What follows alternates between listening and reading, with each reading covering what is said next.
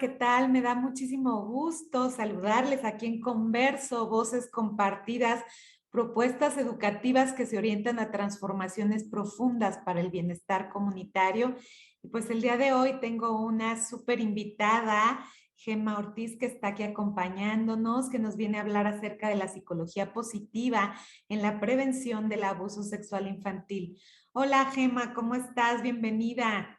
¿Qué tal? Mucho gusto, Claudia. Muchas gracias por coincidir en este espacio y muy padre, ¿no? Porque estar en la misma línea de aportar a la sociedad, de construir una sociedad más saludable, pues es nuestro objetivo común. Así que con mucho gusto. Pues qué bueno que estamos en esta sintonía y pues vamos a comenzar precisamente hablando de la prevención del abuso sexual infantil, un poema que dice: palabras mudas, bailar en el silencio, ecos rotos en una noche estrellada, un mar de pensamientos inundan mi alma. ¿Qué es ese dolor que brota de mis entrañas? Tan solo lamentos de mi garganta. En algún momento deseo abrir esa jaula. Y pues con esto comenzamos, con este pequeño poema, porque tiene que ver con esta parte, es un anónimo de un curso que se dio sobre prevención precisamente de abuso sexual infantil. Y bueno, pues creo que está muy claro, ¿no? Muy interesante para introducir este tema, Gemma, ¿cómo ves? Y pues vamos presentándote porque tienes una hermosa trayectoria. Gemma Ortiz es apasionada de la educación y la psicología, con total convicción del valor y la necesidad de la educación sexual desde la infancia, de la importancia de la familia y la escuela en la educación sexual y de la integralidad. Disfruta sus momentos de fluir, el crear estrategias de intervención y aplicarlas, se maravilla y agradece ante cada respuesta de niños y niñas, y a pesar de llevar casi 25 años en el campo, se sigue emocionando al participar en procesos educativos.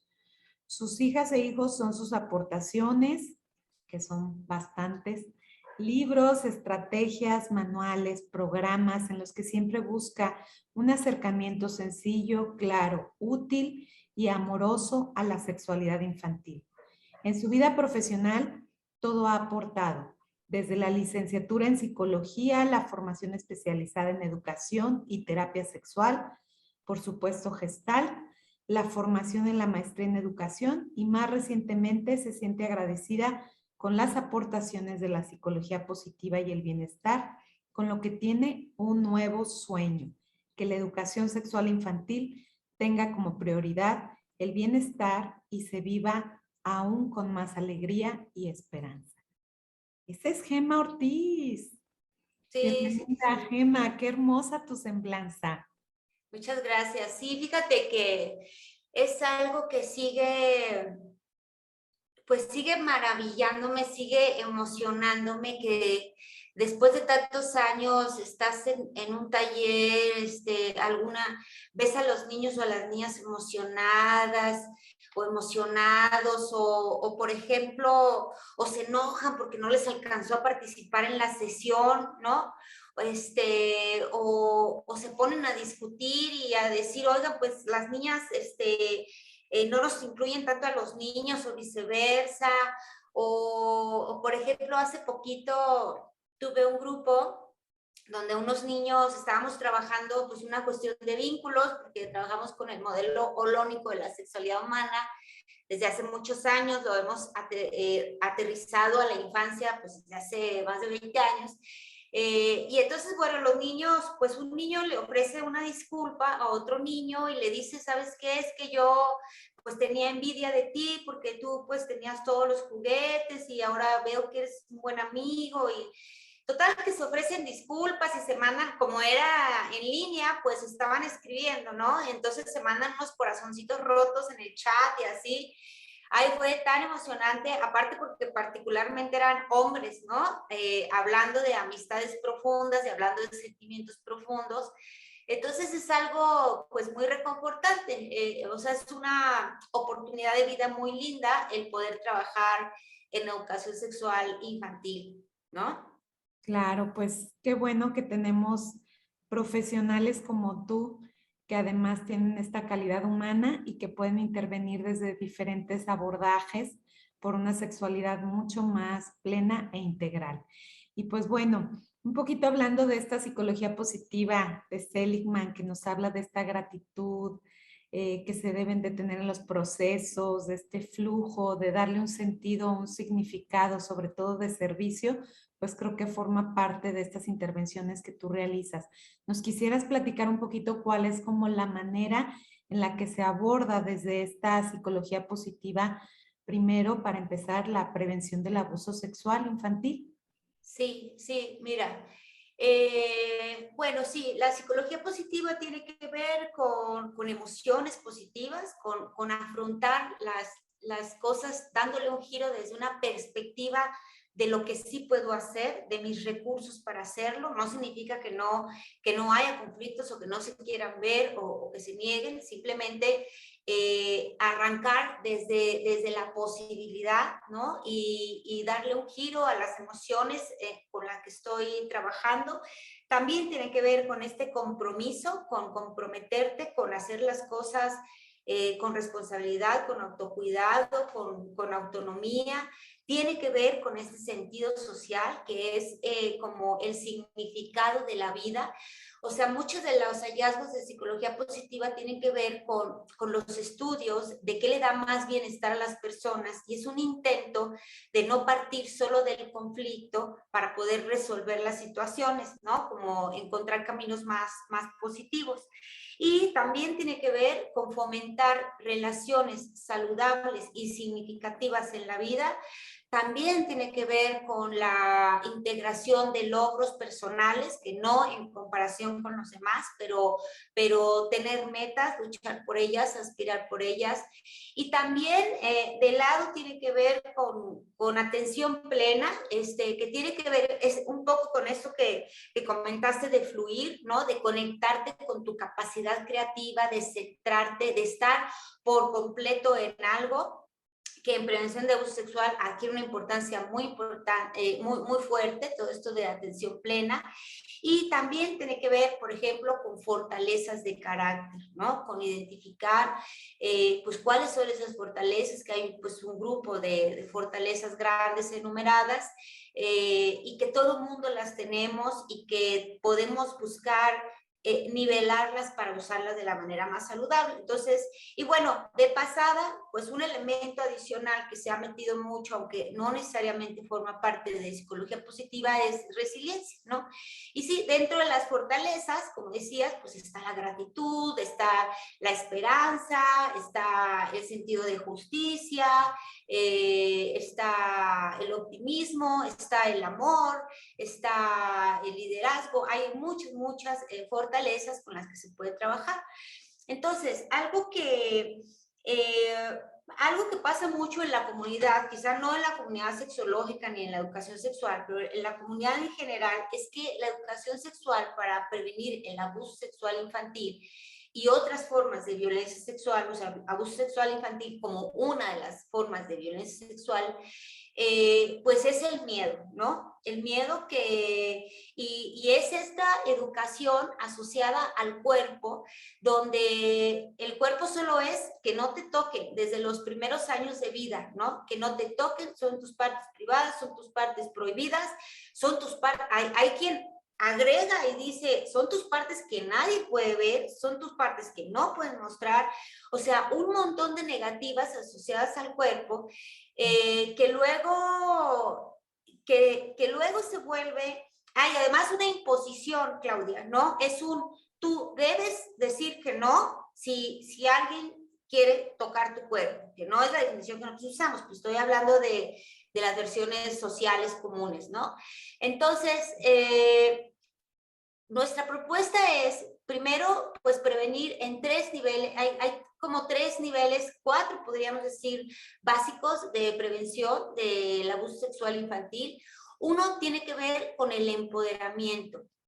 Y aquí en el empoderamiento retomamos estas partes de la psicología positiva, uno, de tus fortalezas, uno, de tu capacidad de identificar sensaciones, por ejemplo, como podría ser la parte del fluir o de la atención plena, que tiene que ver con identificar, con nombrar sensaciones, emociones, darte cuenta, validarlas, saberte capaz de expresarlas y saberte con derecho a reaccionar ante estas sensaciones, ¿no?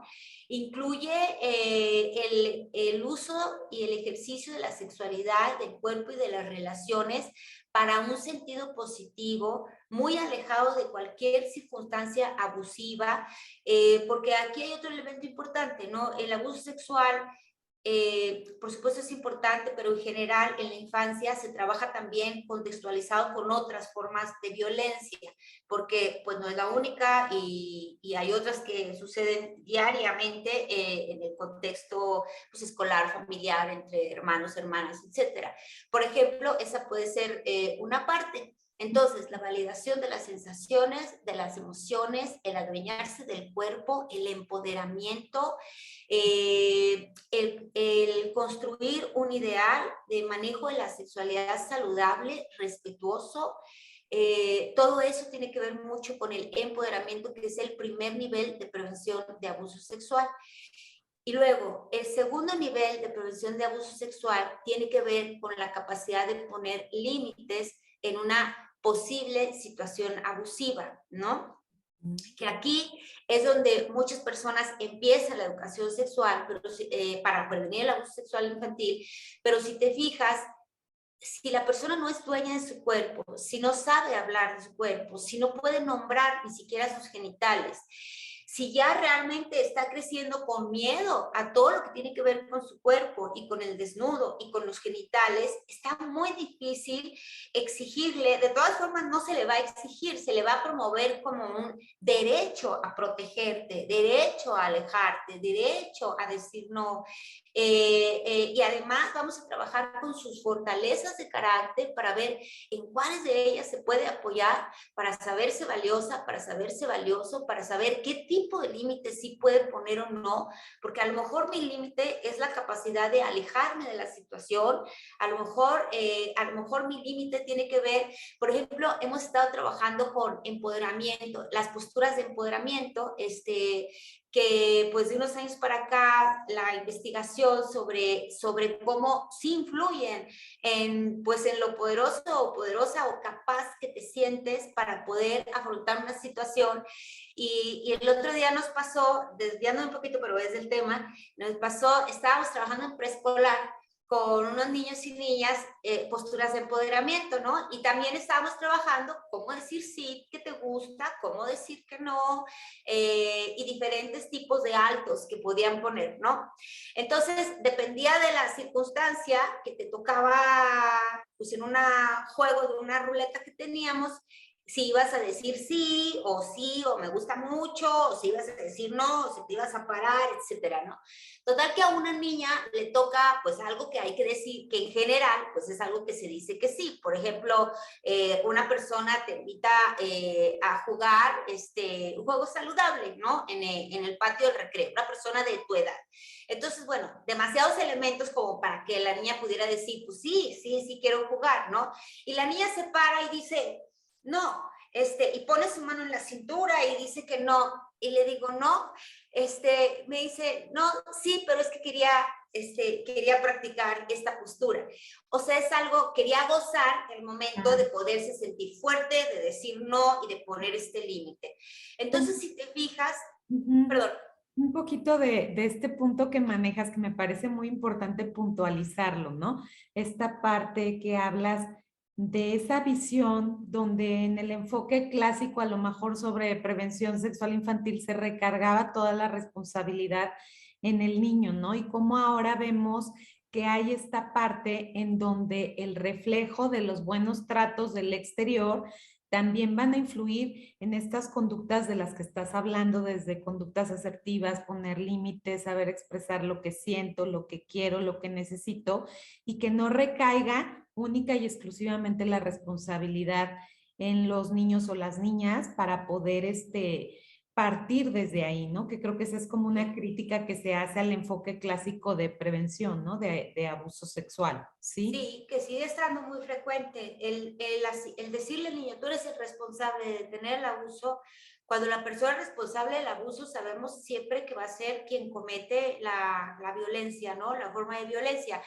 Y entonces es un problema porque este modelo del que estás hablando, donde debes decir que no, no lo permitas, es un modelo que genera muchísima culpa, muchísimas situaciones abusivas. Los niños y las niñas no van a saber reaccionar en un momento. Se pueden tardar en darse cuenta que lo que está pasando es eso que aprendieron que es posible abuso sexual infantil. O simplemente por el tipo de manipulación que se utilizó, por el tipo de vínculo que hay, porque ya sabemos que pues muchos de los abusos son cometidos por personas conocidas, ¿no? Y a menor edad, pues el ganarse a los niños y a las niñas, y soy tu amigo y vamos a jugar, y eso es una cosa muy linda, y yo te amo, etcétera. Todos estos elementos hacen que sea muy difícil decir no e irte ante un abuso sexual. Entonces, cuando el niño o la niña solo recibe el mensaje de tú debes hacerlo, tú debes decir no, no permitas tal, en vez de es tu derecho, fíjate qué diferente decir, una persona invadió mis derechos, ¿no? Entonces yo soy la víctima, yo soy la persona que tiene derecho a la protección, a decir, una persona hizo algo y yo no me pude defender como se lo prometí a mi mamá, porque hasta me lo hizo prometer, ¿no? Porque hasta me lo dice cada vez que me bajo a una fiesta, que no abuse, acuérdate que no acuérdate que no te debes de dejar, acuérdate que no le enseñes tu cuerpo a nadie, etcétera. Prométemelo, o prométemelo que me lo vas a decir. Entonces, todas estas pues elementos de exigencia de tú eres el responsable de detener el abuso cuando no lo pueden detener, que muchas veces no se puede detener, pues hace que se sienta culpable y el niño no lo dice o la niña no lo dice, ¿no? Y vive 15, 20 años de su vida sintiéndose responsable por una situación de la cual fue víctima y en la cual necesitaba ser empoderado, ser protegida, ser, que le creyeran y bueno, otros elementos importantes que se asocian también a cuando se abre un abuso, ¿no? A la apertura de un posible abuso. Entonces, sí, eso lo hemos venido trabajando desde hace mucho tiempo y hay otros elementos que no necesariamente tienen que ver con psicología positiva, como por ejemplo esta idea de no debes enseñar a nadie tu cuerpo o las partes que nadie debe ver, a ver, o por ejemplo esos mensajes como ay, tus partes privadas, qué rollo con las partes privadas. A ver, todo el cuerpo es privado, ¿no? Todo el cuerpo es privado, el cuerpo es tu casa, tú decides, etcétera. Y simplemente, ¿por qué no les llamamos genitales? ¿Por qué no le llamamos pecho? ¿O por qué no le llamamos nalgas? Etcétera. Sería como mucho más fácil, porque fíjate que me acaba de pasar hace poquito en una escuela que una niña comentó que un señor de una tienda le había pellizcado las piernas, por ejemplo, ¿no? Una situación pues, muy desagradable, una situación abusiva, seguramente, y luego ya pues, la niña pudo hablarlo y recibió alguna protección, pero qué importante hacer ver que todo el cuerpo te pertenece, que todo el cuerpo es tuyo, que puedes decidir sobre tu cuerpo. Ahora, pero también la otra parte es pues que hay formas de empoderarte de tu cuerpo, ¿no? Y hay formas de ejercer tus derechos, etcétera, porque tampoco queremos, vamos, nos han pasado cosas como probablemente a cualquiera, no sé, por ejemplo, que alguna niña en un jardín de niños tiene alguna situación como que se orina, por ejemplo, ¿no? Entonces se pide permiso a los papás para poder cambiar la ropita interior de la niña, o los papás se evidentemente dicen que sí, pero al llegar los papás por ella, la niña se siente muy mal y llora porque permitió que le cambiaran su ropa interior, por ejemplo, ¿no? O tenemos niños y niñas que van al médico y se sienten sumamente, o la doctora, y se sienten sumamente avergonzados porque no se discriminó, no se diferenció en qué contexto sí, con qué personas sí o no, en qué circunstancias, y esa es otra vez la importancia del enfoque de la psicología positiva. No se habla solo de cómo no, también hay que hablar de cómo sí es adecuado, porque fíjate que con los años sí tenemos un problema grande, que el cuerpo, como solo, vamos, la conciencia sobre la prevención del abuso sexual ha incrementado afortunadamente mucho en la sociedad. Casi cualquier mamá o papá tienen interés de prevenirlo y ¿qué será? 70% quizá le han dicho alguna palabra relacionada con prevención de abuso, aunque sea lo único que le han dado educación sexual, pero algo le han dicho muy probablemente. O sea, es uno de los fuertes ahorita en la educación familiar. Ay, se me fue. Sin embargo, sin embargo, como solo se habla del cuerpo para eso, como solo se habla del cuerpo para prevenir, llega un momento en que llego a la pubertad y ya mi cuerpo tiene un recubrimiento de miedo alrededor, ¿sí ves? O sea, la protección, cuando no se da con este énfasis positivo, cuando no se da reconociendo tus recursos, cuando no se da, cuando solo se habla el abuso sexual y te dejan así de, eso puede pasar, aguas, y tú no tienes ningún recurso para reaccionar o para identificar, y aparte, pues, no te dicen bien las conductas, ¿no? Te dicen solo que nadie toque tu cuerpo, entonces esto es abuso sexual en esa definición, o sea, súper impreciso, ¿no?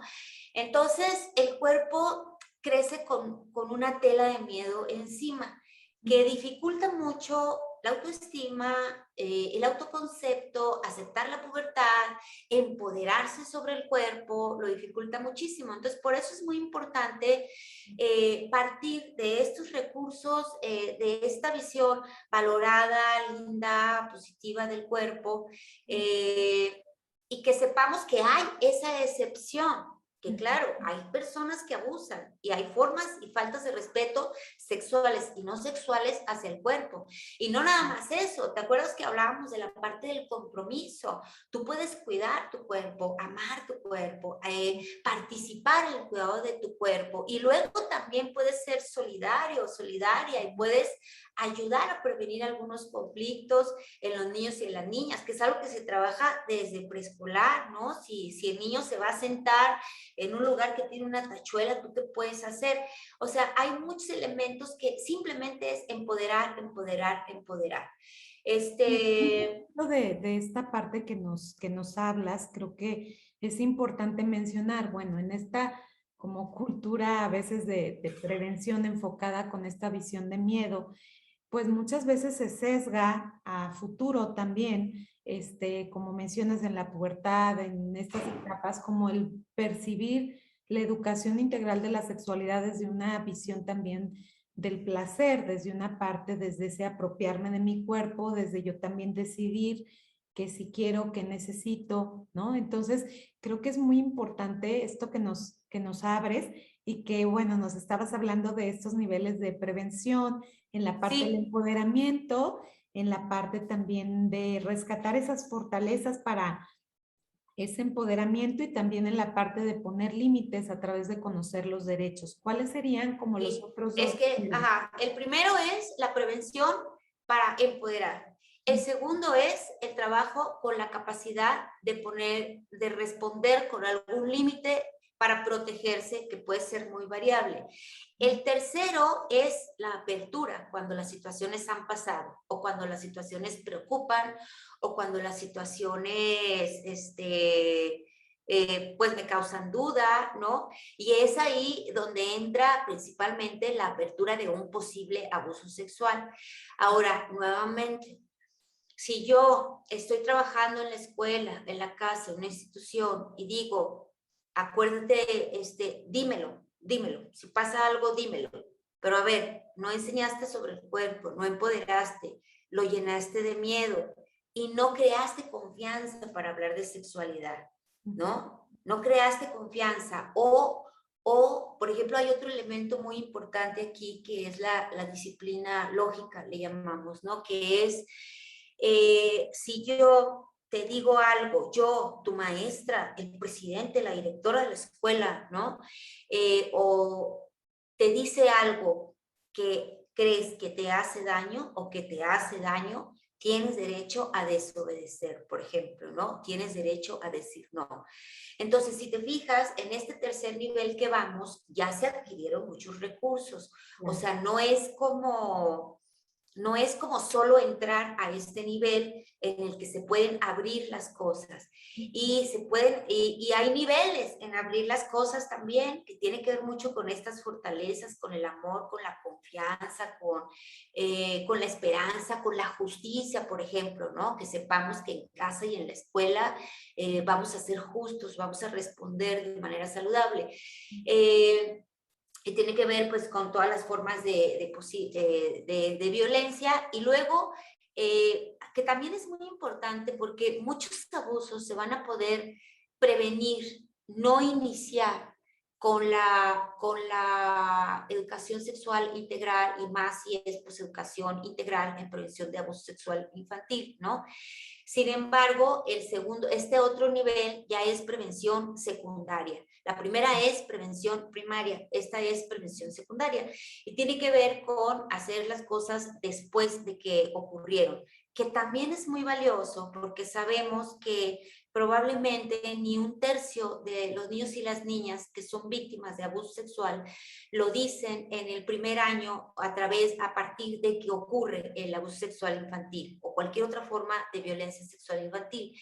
Y además, la persona, según algunos datos que reúne Félix López en investigación de varios países, la persona a la que más se le cuenta el abuso sexual son los pares, son personas de edad semejante, ¿no? Y en ocasiones algunas hermanas mayores, tías, primas, amiguitas, etcétera, amiguitos. ¿Por qué? Porque las personas adultas no hemos enseñado que vamos a proteger, que vamos a creer, que vamos a confiar, porque como ya mandamos unos mensajes, o sea, si te fijas, todos los conceptos erróneos se van integrando a lo largo de la vida y se mezclan cuando yo tengo alguna situación de posible abuso sexual infantil, los mezclo y pues sí los integro los aprendizajes, ¿no? Entonces, como el otro día decía una niña, estábamos hablando de pubertad y decía, es que siento que es algo malo, siento que me estoy portando mal, siento que me van a regañar, ¿no? Bueno, imagínate, con esos conceptos previos, obviamente que es muy difícil aprender a hablar sobre el cuerpo con comodidad. Y bueno, ya después salen las razones, ¿no? Las razones pueden ser muchas, pero lo que quiero decir es que es un camino la prevención. Entonces, bueno, el tercer nivel en el que nos vamos a enfocar es a la capacidad de denuncia, a la capacidad de hablar, que tiene todo que ver con inteligencia emocional, que es otro agregado importante, porque es que inteligencia emocional, estudios de bienestar, resiliencia y psicología positiva son como entramados que son como hermanos y hermanas, ¿no? No se puede uno sin el otro. Entonces, esto es algo que hay que entender muy bien. La información no entra si la disposición afectiva no está lista, ¿no? Si la gestión emocional no es capaz de estarlo ahí. Y por supuesto, necesitamos también, aquí viene otro elemento muy importante que es pues el trabajo con las familias, ¿no? Porque, bueno, a ver, la educación sexual infantil en este tema es súper poderosa en el ambiente escolar porque estás trabajando con todos los niños y las niñas, ¿no? Porque estás unificando conceptos, porque sabes que pueden hablar primero con un niño o una niña. Entonces, otro tema a trabajar es ¿qué haces si un compañerito, una compañerita o un primo te dice que tiene abuso sexual, por ejemplo? Dentro de la apertura del abuso sexual, pues ese es otro tema también muy importante.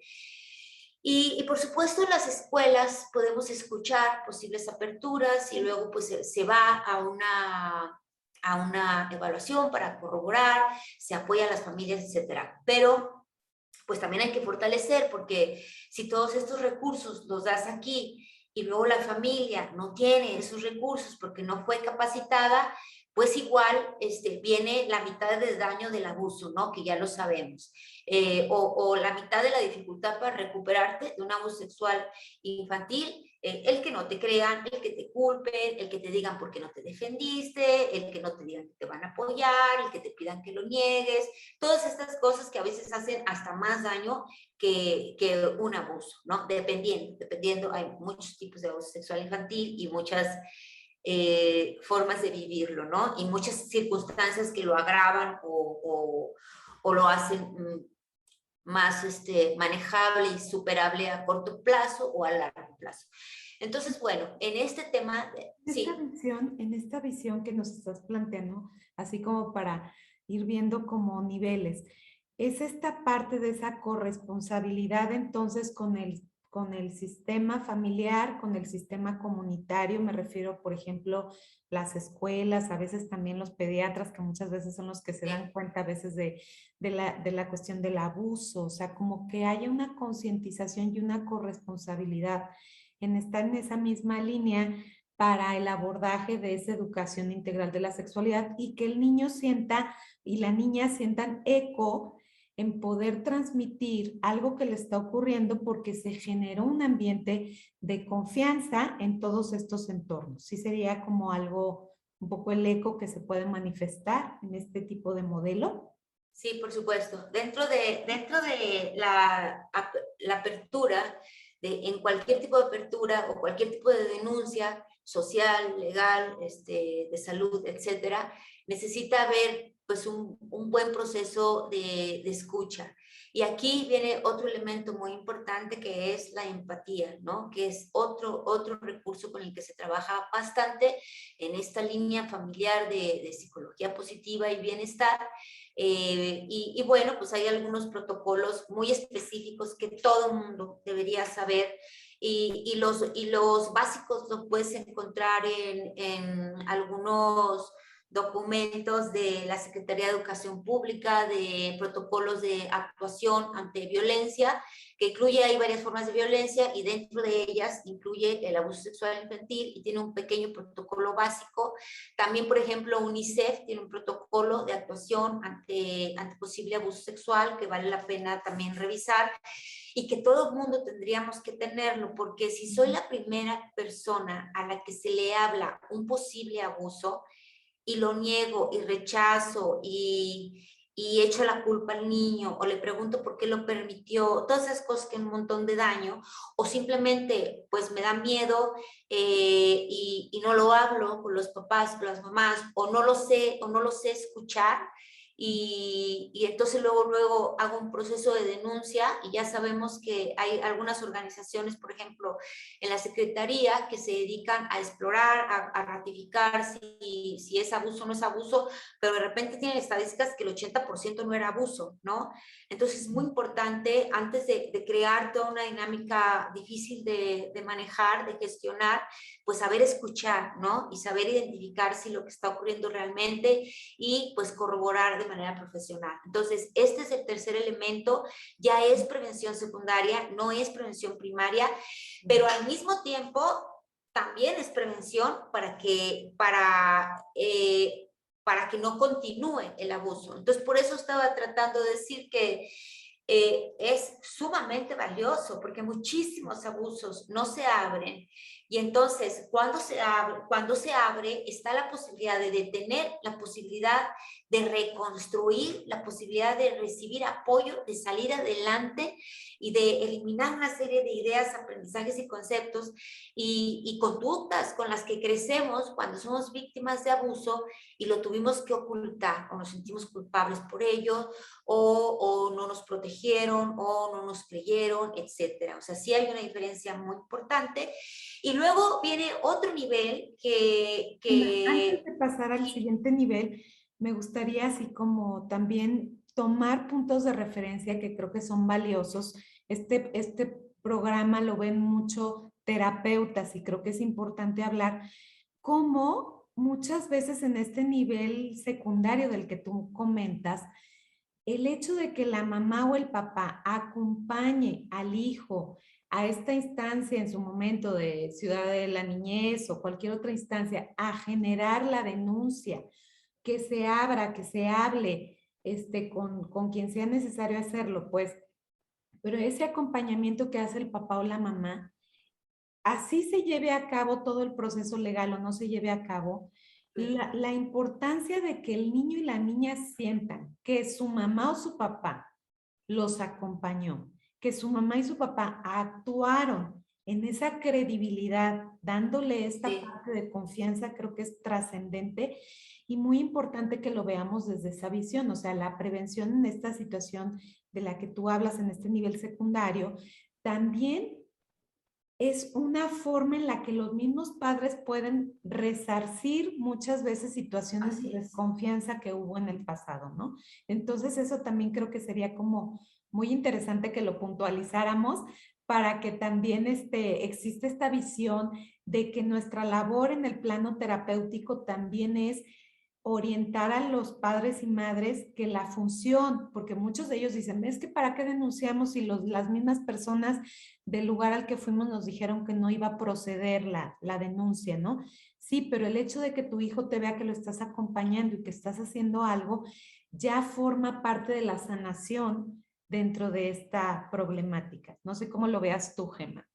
Sí, a ver, cuando se toma cualquier decisión que se tome para cómo proteger a mi hijo o a mi hija en una situación de haber vivido abuso sexual infantil, es muy importante revisarla, analizarla, saber sus pros y sus contras y sobre todo que nuestro eje, que nuestra línea de decisión sea el bienestar del niño y la niña y su recuperación, ¿no? Ese tiene que ser nuestro eje.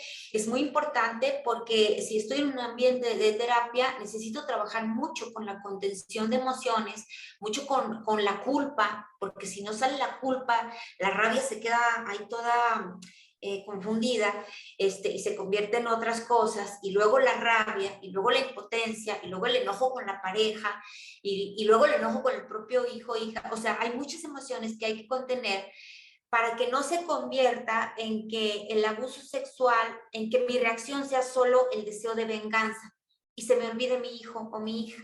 Claro. ¿Ves? O sea, mi prioridad tiene que ser mi hijo o mi hija y sacarlo adelante.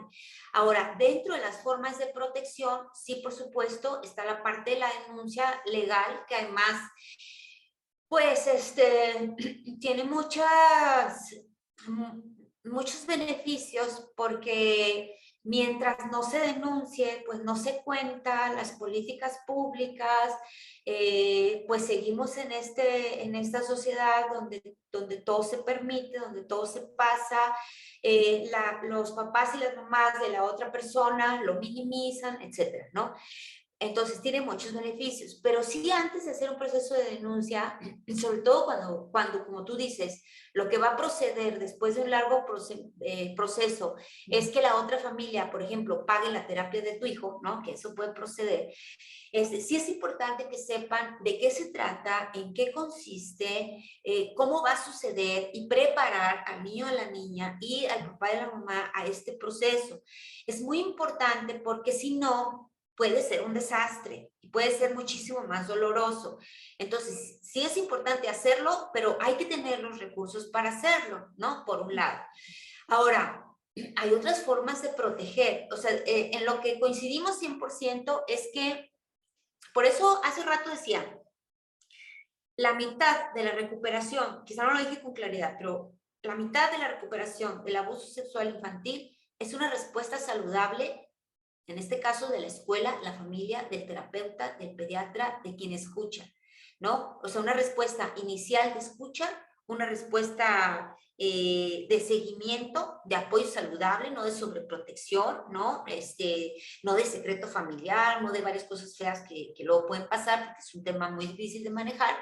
Y en ese sentido, si tú lo haces bien, estás logrando 50-60% de lo que esa persona iba a tener que lidiar con eso en la vida. O sea, no seas tú como maestra, como maestro, papá, mamá o terapeuta, la persona que abona a que esa situación, esa experiencia de vida sea irrecuperable, ¿no? Sea imposible de sanar.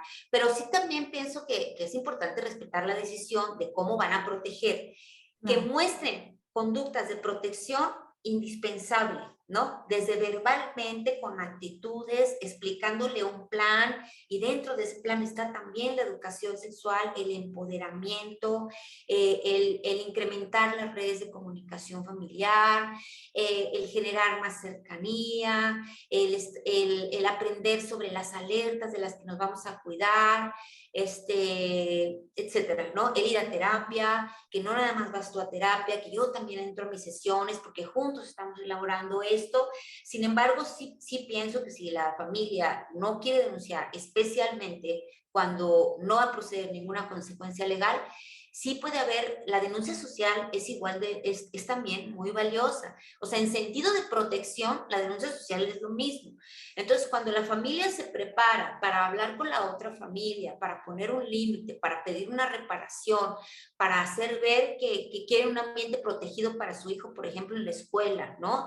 Todas estas cosas sí son una forma muy valiosa de decir, yo te creo, yo te apoyo, yo estoy contigo y aquí tú fuiste la persona que recibió la violencia, ¿no? Y hay una Pero bueno, acción, y hay una acción que se está llevando a cabo en todo ese entorno, en todo ese sistema, que creo que es lo que abona esta parte, la que comentas por el bienestar, de que la expresión que tuvo ese niño o niña de atreverse a hablar, hubo un eco en el exterior, sobre todo en esa credibilidad, ¿no? Y creo que, como bien lo comentas, no solamente sería una situación de denuncia legal, a veces esta denuncia social es importante también llevarla a cabo, ya tomando en cuenta todos esos elementos de los que nos has hablado y que son como fundamentales, ¿no? En pro del bienestar, del cuidado, de que se sienta realmente escuchado, de que no se vuelva a revictimizar, ¿no? De cierta manera,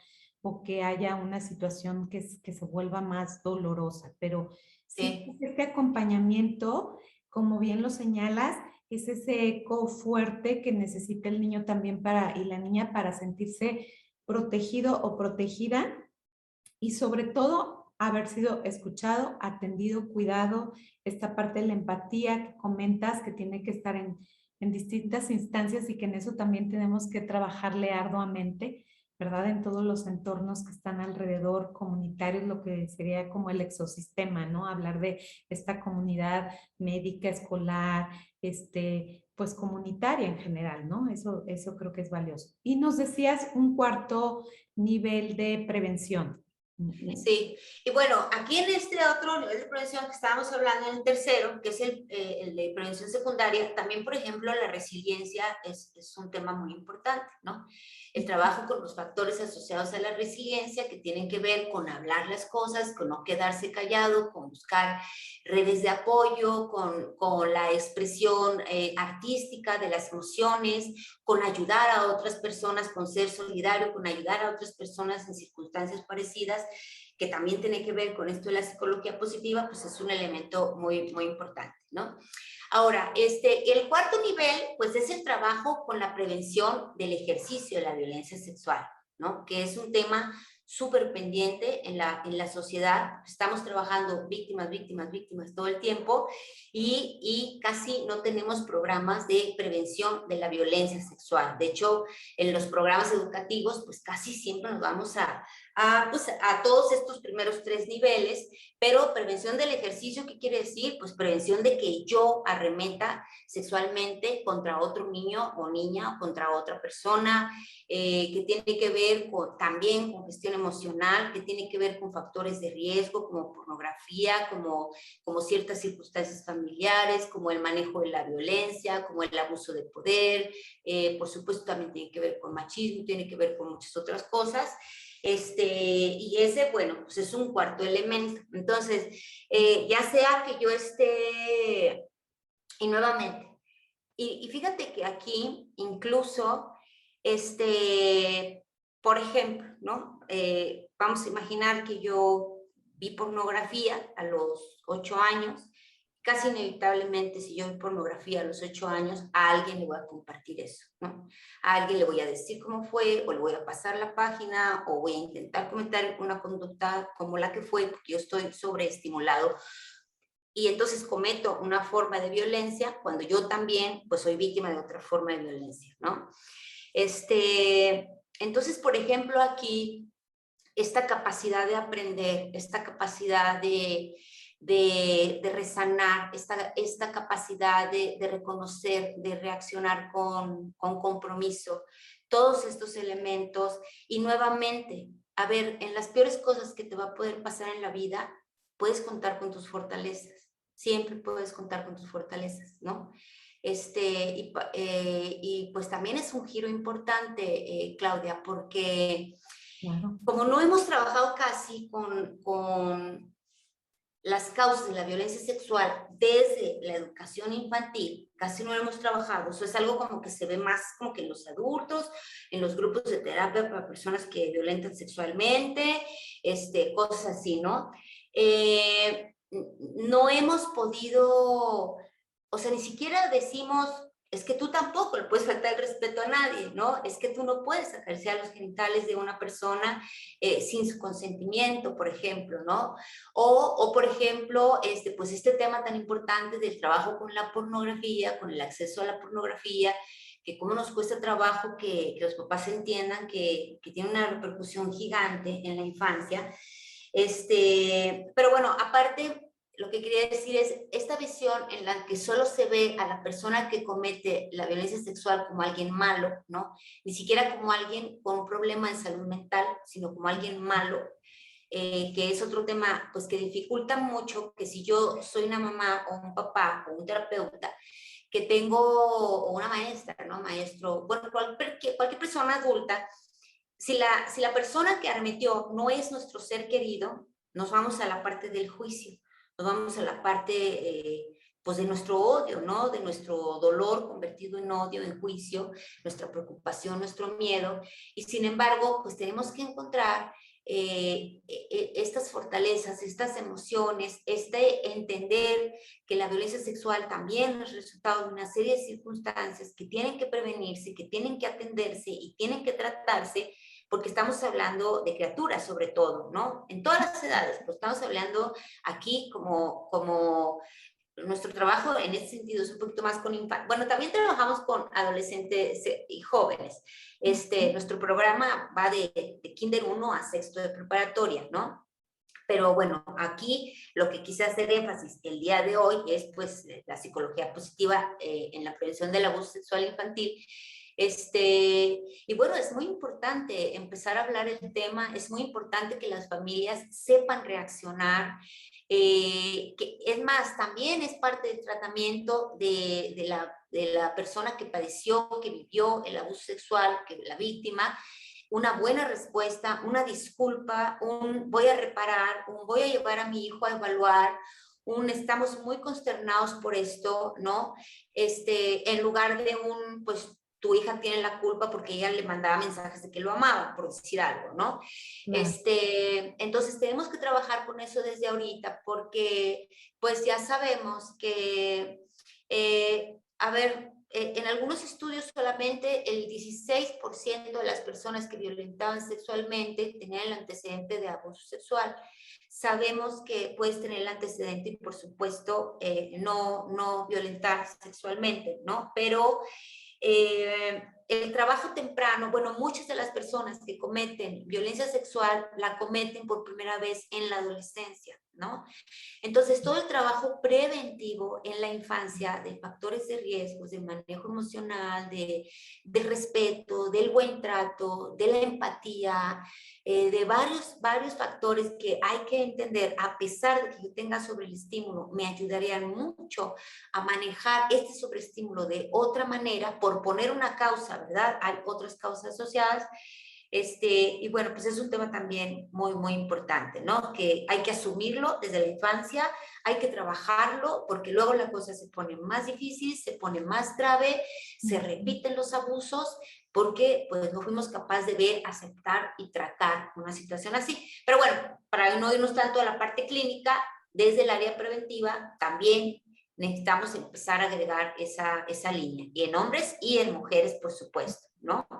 Que es otro, pues otro pendiente. Aquí, por supuesto, en nuestros énfasis no se habla jamás de solo los hombres abusan y ninguna apariencia importante, etcétera. El problema es la conducta, el problema es la forma de violencia, hay que describirla con claridad, la puede cometer cualquier persona en cualquier circunstancia, de cualquier sexo, etcétera, ¿no? No, No, aunque la sí. estadística nos dice que la mayoría de quienes abusan, 85% por ahí, según las últimas estadísticas del gobierno de denuncias, son hombres, hay que tomar en cuenta, uno, es, sí, pues así es, de todas formas, si a mí me abusa una mujer, pues para mí es igual de grave, ¿no? Igual de doloroso, etcétera.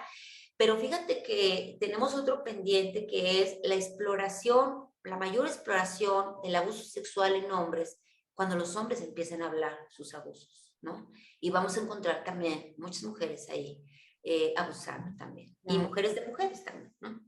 Pero bueno, entonces la cosa es, se puede educar con un énfasis positivo, con un énfasis en fortaleza, sin miedo, a través del juego, porque también utilizamos mucho la educación a través del juego, pues en nuestra propuesta educativa, fomentando el bienestar, contrastando con lo que sí puede pasar, con lo que sí mereces, con lo que sí puedes hacer con tu cuerpo, con este derecho a sentir, con este derecho a la protección, con este derecho a poner límites, con esta construcción de confianza, de empatía, con este ambiente solidario, y es un énfasis que empodera mucho más.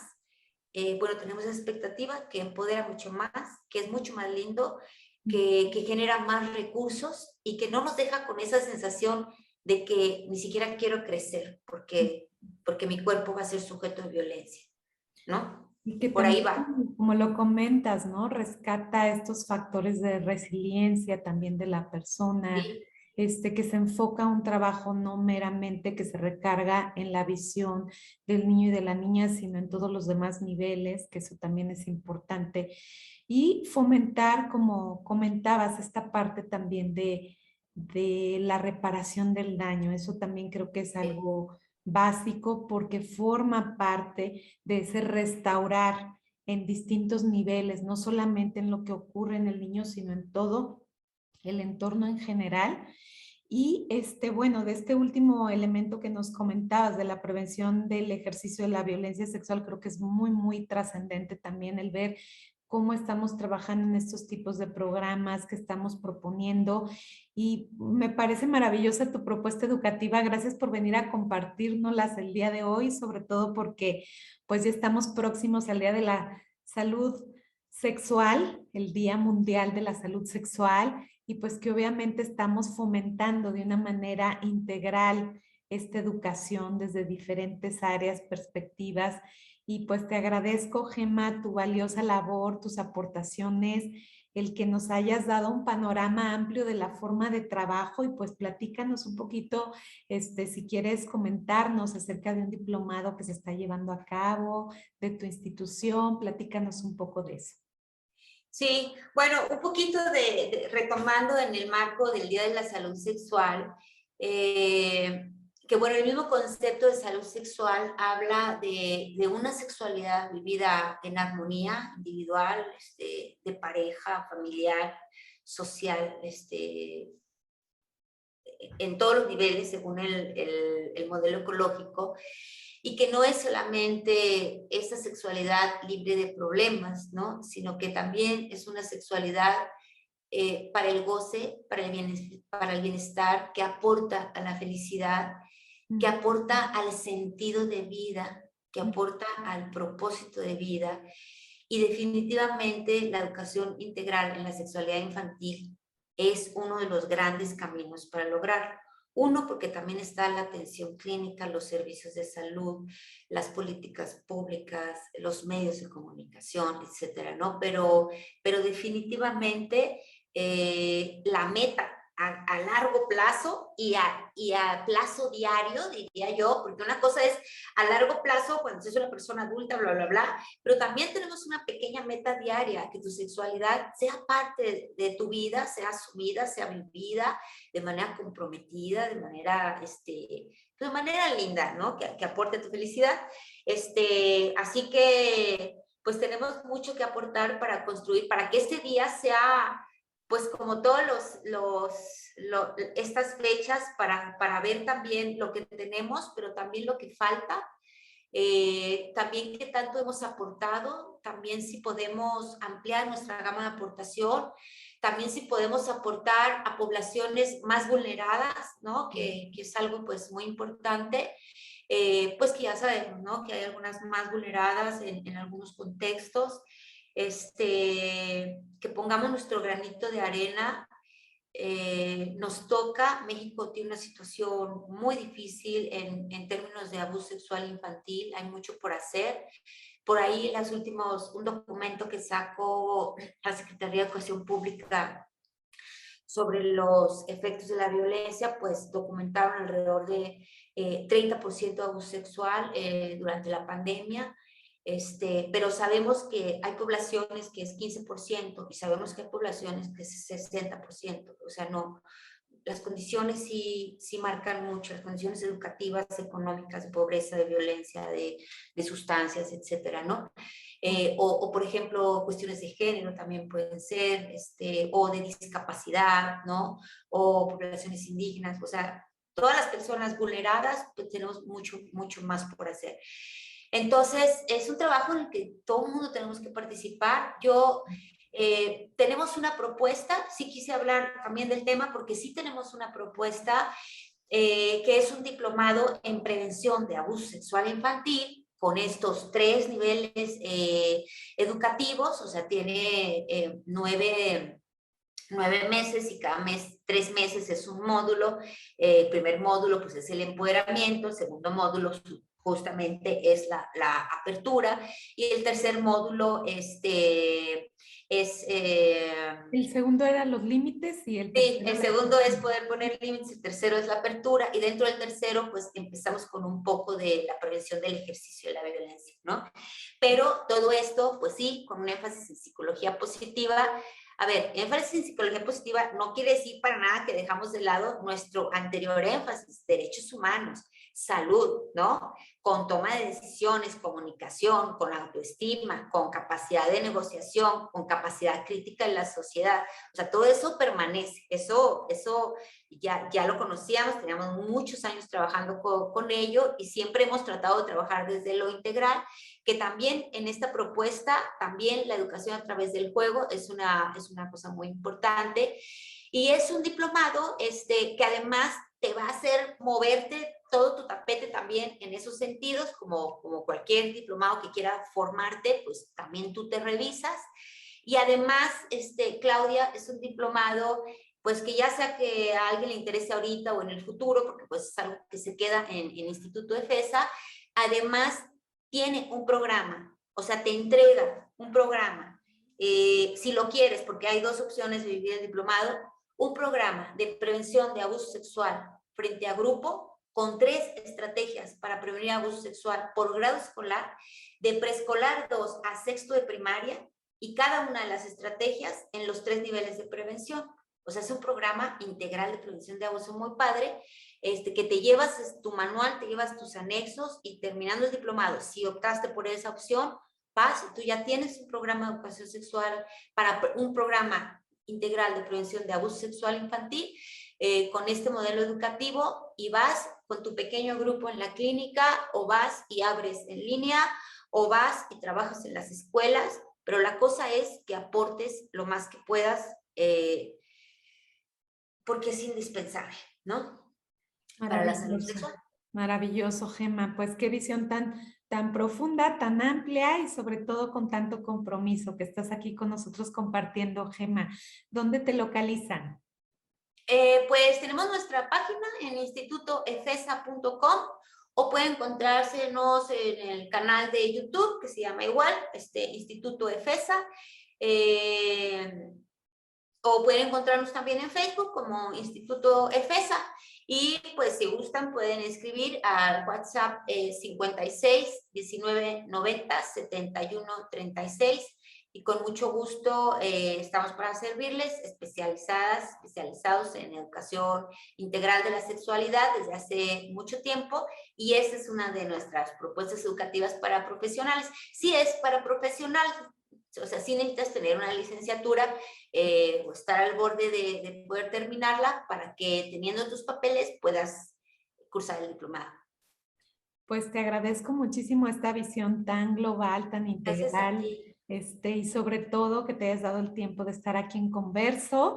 Y bueno, no se olviden Converso, que son propuestas educativas para transformaciones profundas que generan bienestar comunitario. Nos vemos en el siguiente programa y recuerden, 4 de septiembre, Día Mundial de la Salud Sexual.